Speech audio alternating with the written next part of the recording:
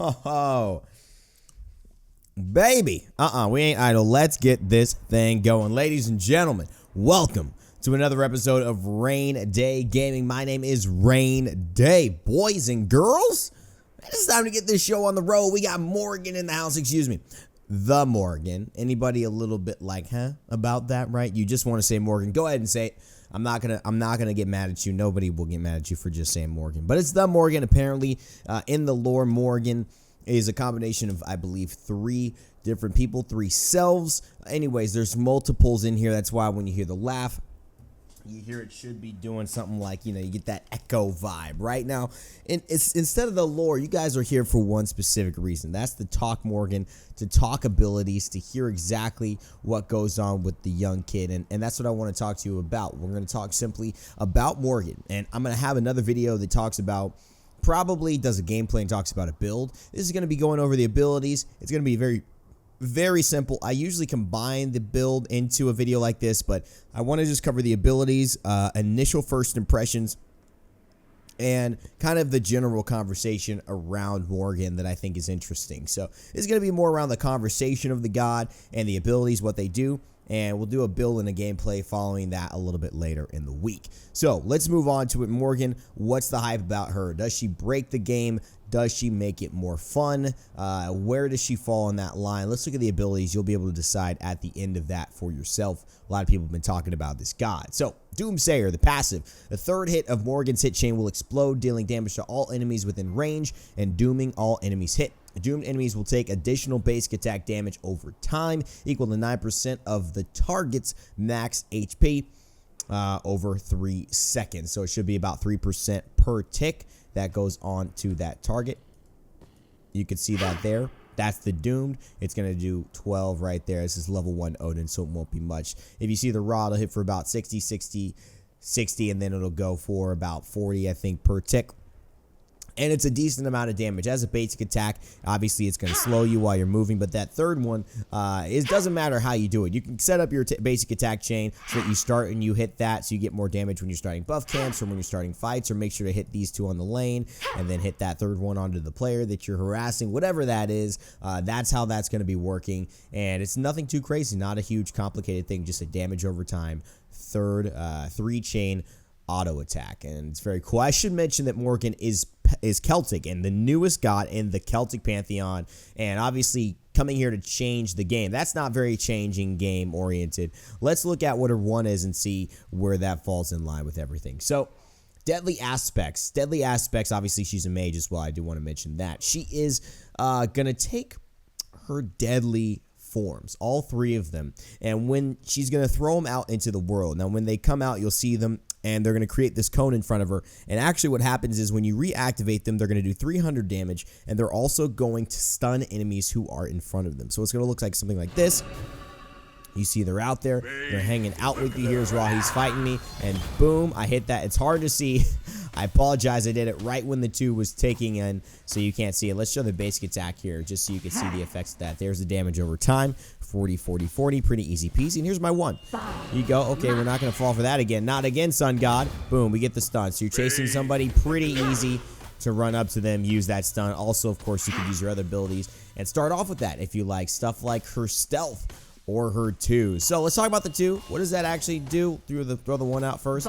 Boom, there you go, baby. See you later, Raw. The 2 is a line attack. You can see here, that's the effect. Looks pretty cool. It's like a little blade that she's throwing out in the air. I really like the animation for it. It's called Dark Omen. And Morrigan launches a wave of dark magic at her enemies that deals bonus damage to minions, and applies an omen to enemy gods for 8 seconds. Now that omen means that those gods will take bonus damage the next time they're hit by any damaging ability, which means that you can combine your 2 with your 1, and that will actually allow you to give bonus damage to them. Now remember, it does say damaging abilities, so although you damage them with your basic attacks, it's not going to do any extra damage. See, the Omen's still on them, but if I use my 1, that's going to give that 229 plus the extra 122 spike there. It's going to do a lot of decent damage, 160. And then you're going to have some scaling onto that, which will help you in, those close range fights. And in fact, what I'm going to do now, I'm actually going to look up the scaling for you guys. And just so we know, because that scaling sometimes takes an effect. If you're not really sure what scaling is, it means that how much power these abilities take from items. And that can be very impactful in terms of what ends up going down as the overall damage. Loki's ultimate, for example, has a ton of scaling. 80% tends to be relatively high. If you go up to 100, 120% scaling, that means you're taking all of the power that you get from items. And I believe that's power right there. You're taking all of the power that you get from items, and you're actually applying that on top of the damage that it takes here. So pretty cool stuff. The actual damage for this is 80%. So decent 80% magical power there. For your number one, number one is 80%. Your number two is going to be 40% of your magical power for the initial damage, and 40% of your magical power for the god bonus damage. So you're going to get 40% of whatever that big power number is there. It should be coming. Why are you not coming up, fool? All right, it's going to be this. This is power. This is your power. This is your defense. This is other stuff. It's like your movement speed. This is your attack speed. Anyways, but it's going to be 40%. Now, let's move into the other aspect of her kit. Her number 3. What does this do? It's called Confusion. Confusion. The Morrigan creates a phantom of herself while becoming stealth and increases her movement speed. The phantom runs to the targeted area, deals no damage. That's very important to remember, and will die if it takes damage. So that's important to remember. You can't use this as a body block. It will die immediately once damage is dealt to it. So it's not going to be very illusiony. Of course, if it just disappears and they know that you are stealth, that will end the surprise right there. If the Morrigan attacks or takes damage, she will be revealed, and she will also lose her movement speed. So you gain 40% movement speed at max rank, which is quite a lot, and it allows you to be able to go ahead and do something like this. While that girl goes out to fight, you can stay here stealth. And as you can see, the stealth lasts for quite a while. I mean, in that stealth, I felt that I could definitely in a fight reposition. And I definitely felt the movement speed was impactful also. The movement speed is a really nice bump. It really does remind me of the Loki stealth. It's very much like Vanish. Let's see if this engages with the Raw. It actually will. So the Raw will target that. It will engage. I will not be removed. Damage will not be removed. But what I'm actually kind of interested in is, will Raw, if he's like basic attacking me, will this block one of the attacks? That's what I'm curious about. You cannot comprehend us. It does. So it will body block for you once. So that is an interesting thing to note. If somebody is running with a basic attack and obviously maybe you're backing away, if you throw it right at yourself here or even right here and you're able to run past it, it will body block. It'll absorb one attack, even though of course that will mean that they keep chasing probably in the direction that you're going, because they're not going to get fooled by the illusion. And I heard that it is very actually effective in fooling people. So you may want to try, if you're running away and escaping, you may want to try one of those where you send it that way and you run this way. You may want to give it that thought, because if you could actually throw the enemy off your trail, that's going to be a lot more effective probably than just absorbing one basic attack in a fight. But it can do that, so it's an interesting interaction. Changeling. This is it, people. This is what you came to talk about. This is what everybody wants to see. Changeling. It's the ultimate of Morrigan, and this is what people are calling game breaking. This is what people have suggested it will break Smite. This is what I'm going to suggest is the best thing that has ever almost happened to Smite. This is the suggestion I'm going to make. You guys can make up your own minds, and I want you all to let me know what you think about it in the comment section below after I explain you my opinion and let you know how this is going to work. Changeling. The Morrigan selects a god from the current match and becomes a copy of them. You heard me. She selects a god. That's right. Like Ra or someone else your friend's playing, and becomes a copy of them. 2 Ras, 2 Thors, 2 Giannis's. Okay? 2 Nikes, dear God. She copies all of their current stats and may use all of their abilities for the duration. So they gets all their stats, all their items, all their abilities. She retains her own relics and cannot use consumables. Let me also mention that all of her cooldowns are reset when turning into the god. She can use the ult, and it does not appear, from my understanding as of now, that she can get out of this early. So she is stuck in that god's form, I believe, for the duration, which is 10 seconds. Something interesting to note. I don't think she can turn back into Morrigan on her will. She's got to let that time run out. So if you use it offensively to become a very offensive powerhouse god like AMC and battle somebody out, but then you lose the ability to have a movement skill to get away when the going gets rough, you have to wait it out and survive as AMC, from my understanding at this moment. Could be different. If it is, please let me know in the comment section below. Upvote it so people get that knowledge and information out in front. The rank of her abilities will transfer to the skill of the god she copies. So your rank of your abilities here will transfer to that god. So if you are obviously level 20 and that god is level 16, you will be a maxed out level 20 with all the abilities version of that god. It's not going to penalize you because they had a bad game, right? That wouldn't make much sense. The ability's cooldown will be increased to match the target god's ultimate if she uses it while transformed. So what that means is her ultimate currently is 80 seconds when maxed out. It goes from 160 to 80 seconds.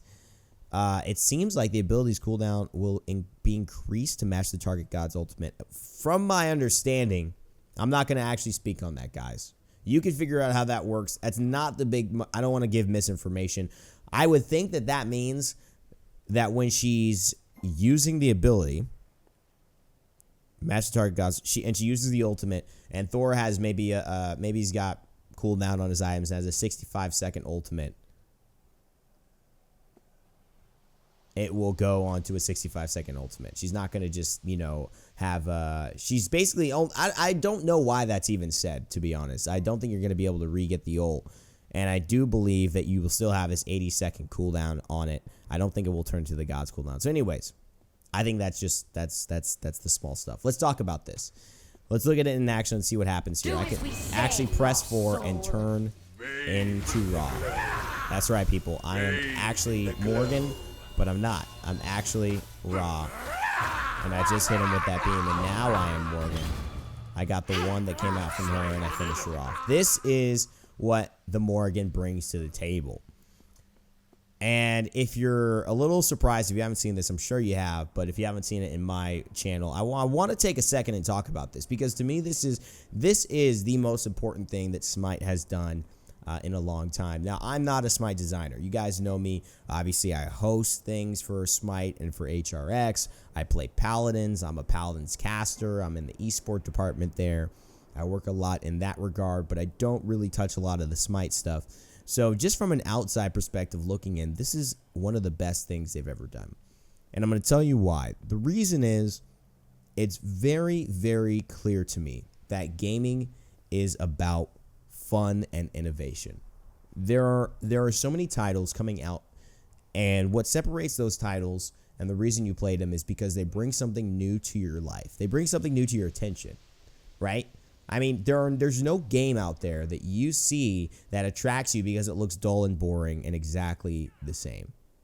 Am I right on that at least? Do you follow me there? So when games are able to take these huge steps for innovation, I believe that they ultimately succeed and do better. They grab newer audiences and they create new and interesting dynamics that allows the scene to thrive and injects them with a new dose of blood, a new dose of energy and creation, in my opinion. It's in many ways, I think, something that people overlook in gaming, because in MOBAs we want to be balanced, and I get that, and I want to be balanced too. I don't want a game that's broken. But sometimes you have to push the boundary. And if you never push the boundary, you always stay within the safe zone of this won't get people upset because this will be, this will change the balance of the game. Sometimes you got to say, so what? So what? The balance got changed. Yes, that's the point. I wanted to change the balance.